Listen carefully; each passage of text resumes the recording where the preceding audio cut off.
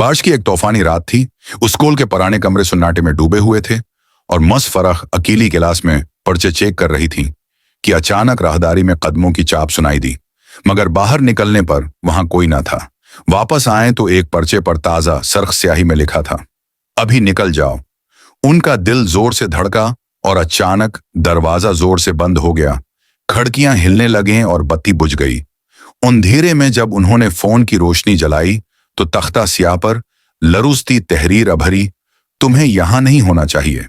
उसी लम्हे कमरे के कोने में एक बच्चे का साया नमूदार हुआ, जिसका सर अजीब तरह मड़ा हुआ था, और वो खौफनाक आवाज में बोला, टीचर।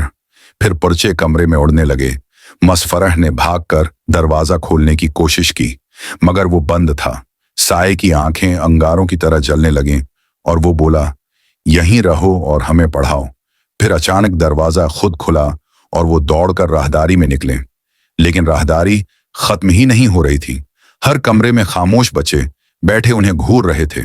आखिरकार वो खिराजी दरवाजे तक पहुंचे, मगर जैसे ही खोला तो बाहर सहन की बजाय फिर वही क्लासरूम सामने था जहां से वो भागी थी। अब सब बच्चे एक एक करके अंदर आ रहे थे, मेज पर खाली पर्चे रख रहे थे और एक साथ बोल रहे थे, उन्हें चेक करो। इसी लम्हे स्कूल की घंटी जोर से बजी और मुसफरह चीख उठे। अगली सुबह जब स्कूल के दरवाजे खुले तो फजा में एक अजीब सा बोझलपन था। मौसम साफ था, लेकिन स्कूल के आंगन में सन्नाटा छाया हुआ था। चंद तलबा ने देखा कि क्लासरूम्स की खिड़कियां खुद ब खुद खुली हुई थीं और मेजों पर कागज बिखरे थे, जैसे रात भर कोई तूफान आया हो।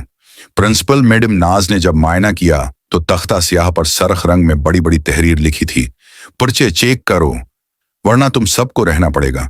सब इसातिज़ा खौफजदा थे क्योंकि मुसफरह का बैग और मोबाइल क्लास में मौजूद था, मगर वो खुद गायब थीं। तलबा अफवाहें फैला रहे थे कि किसी ने उनकी चीख सुनी और किसी ने उन्हें राहदारी में भटकते देखा, मगर सब मुत्तफक थे कि क्लासरूम नंबर 7 से अजब सा शोर आ रहा है।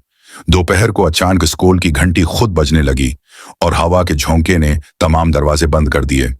अंदर क्लासरूम नंबर 7 में पर्चे खुद ब खुद मेज पर तरतीब से लगने लगे और उन पर मसफरह के हाथ की सरख मार्कस अभरने लगे। गविया वे नजर न आने वाली दुनिया से पर्चे चेक कर रही हूं।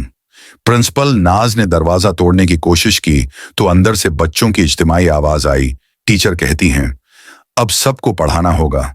अचानक रोशनी बुझ गई। हर कमरे में बच्चों के साए नमूदार हुए, उनकी आंखें अंगारों की तरह जलने लगीं और सब एक साथ बोल उठे, हमें चेक करो, हमेशा हमेशा। उसके बाद जो कुछ हुआ वो आज तक राज है। अगली सुबह स्कूल बिल्कुल खाली मिला। न कोई उस्ताद था, न तालिब इल्म। सिर्फ क्लास रूम नंबर 7 की दीवार पर खून जैसे सरख अल्फाज में लिखा था, जो अंदर आया वो कभी बाहर नहीं जा सका।